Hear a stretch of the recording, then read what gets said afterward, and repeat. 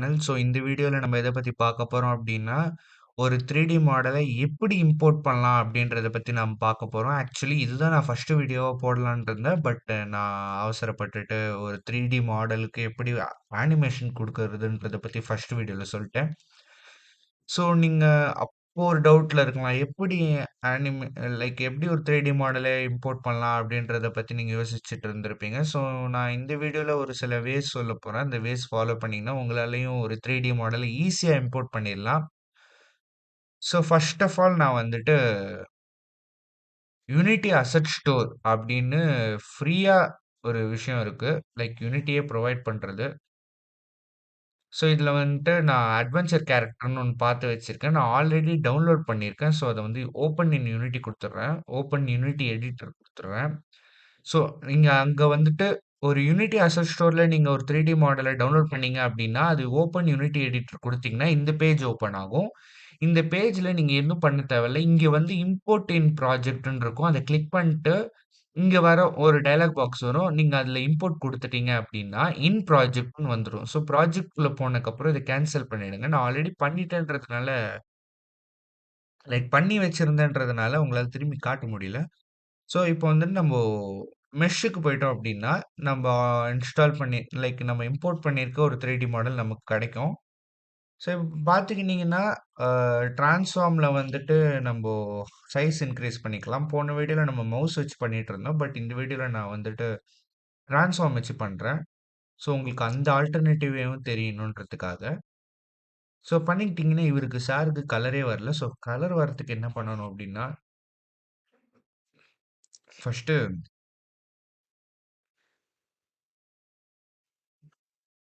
மெஷ்க்கு போய்க்கலாம்.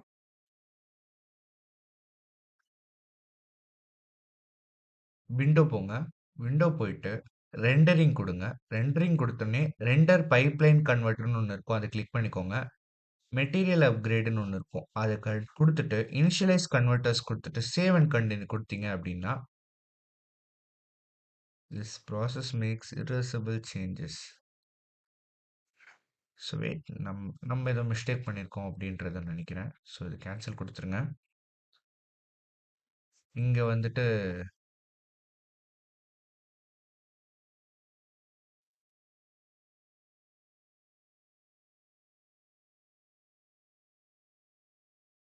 அப்ளை குடுத்துருங்க.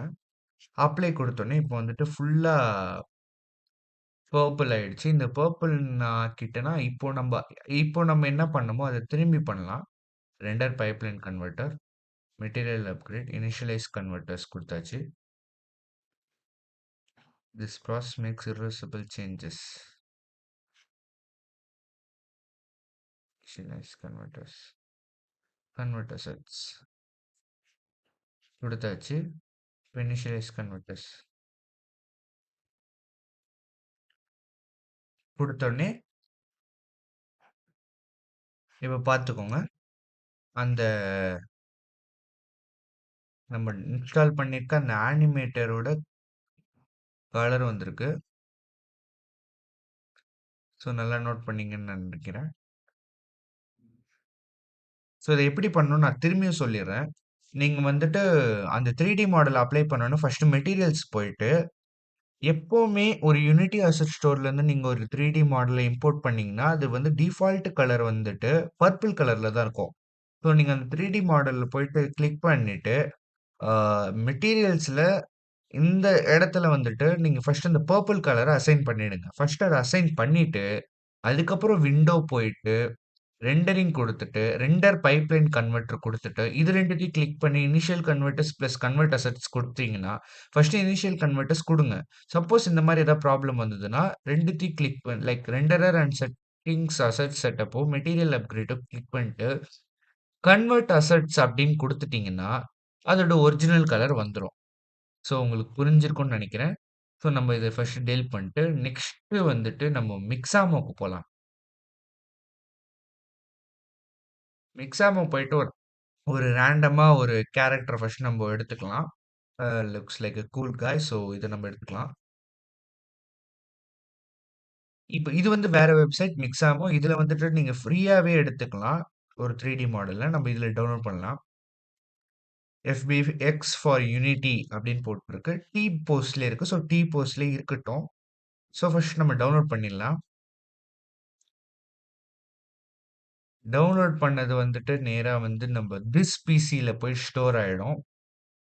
ஃபர்ஸ்ட் அது டவுன்லோட் ஆகட்டும்.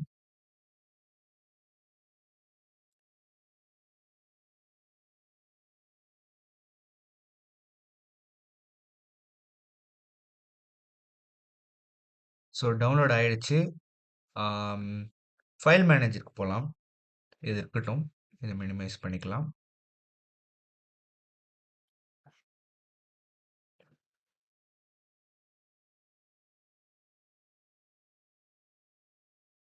இந்த பாஸ் இருக்கு இல்லையா? இது வந்துட்டு நம்ம இதில் வச்சுக்கலாம். அசெட்ஸில் அசெட்ஸில் சாரி இந்த பாஸ் இல்லை, சிஹெச் CH06ன்னு போட்டிருக்கு. கேரக்டர் 6. ஸோ அதை நம்ம இதில் போட்டுடலாம். ஸோ இப்போ ப்ராஜெக்ட்ஸில் வந்துட்டு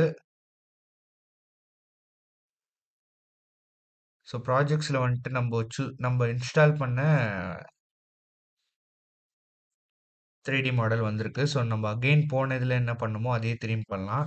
சைஸ் வந்து எல்லா சைடும் 100 கொடுத்துருங்க. எக்ஸ் ஆக்சிஸ், ஒய் ஆக்சிஸில் 100, அப்புறம் ஜெட் ஆக்சிஸில் 100. ஸோ இப்போ இந்த இடத்துல நம்ம கொடுத்தோடனே இதுவும் நம்ம எப்படி யூனிட்டி அசெட் ஸ்டோரில் ஒரு 3D மாடலை இம்போர்ட் பண்ணப்போ அதில் வந்து கலர்லெஸ்ஸாக இருந்து அதை நம்ம ஃபர்ஸ்ட் பர்பிள் கலராக மாற்றி அதுக்கப்புறம் விண்டோஸ் போயிட்டு ரெண்டரிங் கொடுத்து மாற்றணுமோ அந்த ஸ்டெப்ஸை விட இது ரொம்ப ஈஸி. ஒன்றும் இல்லை. அசெட்ஸில் இருக்க 3D மாடல் நம்ம இப்போ இம்போர்ட் பண்ணியிருக்கோம் பார்த்தீங்களா? அந்த 3D மாடல் அசெட்ஸில் இருக்கும். ஸோ அந்த அசெட்ஸில் இருக்க 3D மாடல் கிளிக் பண்ணிங்கன்னா மெட்டீரியல்ஸ்ன்னு ஒன்று இருக்கும். இதில் டெக்ஸ்சர்ஸ் போயிட்டு எக்ஸ்ட்ராக்ட் டெக்ஸ்சர்ஸ்னு ஒரு ஆப்ஷன் இருக்கு. அதை கிளிக் பண்ணிக்கோங்க. கிளிக் பண்ணிட்டு செலக்ட் ஃபோல்டர் ஏதாவது ரேண்டமாக ஒரு ஃபோல்டர் கொடுத்து செலக்ட் பண்ணீங்க அப்படின்னா கலர் வந்துடும். ஸோ இந்த டயலாக் பாக்ஸ் எல்லாம் கண்டுக்காதீங்க. லைக் கண்டுக்காதீங்கன்னு சொல்ல வரல. பட் ஃபிக்ஸ் நவ் கொடுத்தீங்கன்னா ஓவராலாக பக்காவாக வந்துடும். நீங்கள் ஃபேஸ் கூட பார்த்துக்கலாம். ஸோ கலர் வந்துருச்சு. பாத்தீங்களா? So okay. இப்போ நம்ம வந்துட்டு யூனிட்டி அசெட் ஸ்டோர் அப்புறம் மிக்ஸாமோல இருந்து எப்படி ஒரு 3D மாடலை இம்போர்ட் பண்ணுறது அப்படின்றத பற்றி நம்ம பார்த்தோம். ஸோ இந்த வீடியோ உங்களுக்கு யூஸ்ஃபுல்லாக இருந்திருக்கும்னு நம்புகிறேன். So for more videos subscribe பண்ணுங்கள், லைக் பண்ணுங்கள், ஷேர் பண்ணுங்கள், முடிஞ்ச நல்ல நல்ல வார்த்தையில் கமெண்ட் பண்ணுங்கள்.